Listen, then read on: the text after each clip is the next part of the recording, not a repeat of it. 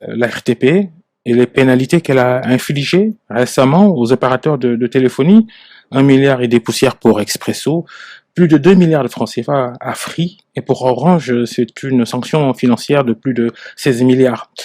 Tous les trois ont été épinglés pour mauvaise qualité de service. Ils contestent. Qu'en pensez-vous en tant qu'ancien DG de la RTP? Je crois que tous les Sénégalais constatent que la qualité de service des opérateurs est largement perfectible.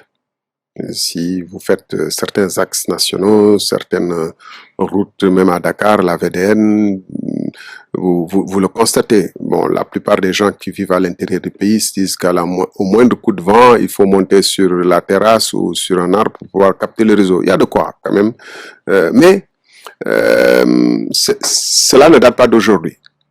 J'étais déjà DG de la RTP. L'une des premières actions que j'avais prises, c'était justement de m'attaquer à cette qualité de service-là en convoquant les principaux opérateurs. Vous avez proposé un plan stratégique à l'époque d'ailleurs. On avait proposé un plan. Et si la RTP avait fait son rôle, qui n'est pas de sanctionner, hein, mais qui est d'améliorer la qualité de service, parce que toutes ces années perdues avec une qualité de service qui était perfectible, quoique les opérateurs font des investissements, la 4G est arrivée largement actuellement. Je pense que notre économie aurait gagné mieux, les usagers s'en seraient largement mieux sentis parce que au lieu d'appeler 2 ou 3 fois pour pouvoir passer un appel, on aurait appelé un coup, on aurait passé son appel et on se serait parti. Ça, c'est une réalité. Mais de notre côté, je pense que cette sanction devrait être infligée à la RTP elle-même. Ah. Parce que oui, parce que c'était son travail de le faire depuis longtemps.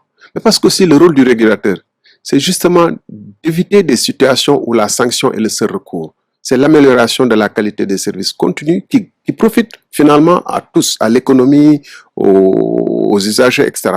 Mais surtout, c'est que le régulateur est mal placé pour donner des leçons, la RTP je veux dire, hein, mal placé pour donner des leçons aux opérateurs qui sont beaucoup plus performante que l'autorité de régulation. Ce qui coûte aujourd'hui à l'économie des télécommunications au Sénégal, c'est en partie aussi la RTP. Des milliards engloutis dans une structure qui se réveille au bout de 10 ans. Que vous avez quand même dirigé, Thierno Alassane Sall. Oui, que j'ai dirigé, que j'ai cherché à... D'avril à octobre 2012. Oui, que j'ai cherché à améliorer. Et avant de rentrer au gouvernement. Et moi, je me rappelle, lors de mon départ, le pot de revoir, une partie du personnel m'a pensé pour les mesures drastiques que j'avais envisagées. Vous avez déjà réduit votre salaire de 14 à 5 millions de francs CFA? Oui, et une partie du personnel ou le délégué de personnel de l'époque, dont je vais taire le nom, a voulu faire mon procès durant mon pot de départ devant mon remplaçant à boulot. Pourquoi? Parce que j'avais engagé des mesures d'amélioration et de sobriété. Pourquoi?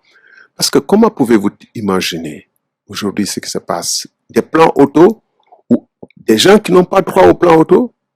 Secteur général, directeur général. Parler des privilèges au personnel, au traitement du personnel? En particulier de l'élite dirigeante. Quand on a des voitures de fonction, secteur général, directeur général, on n'a pas droit à des plans auto. Mais c'est payer des plans d'auto avec des Lexus de 90 millions, 95 millions.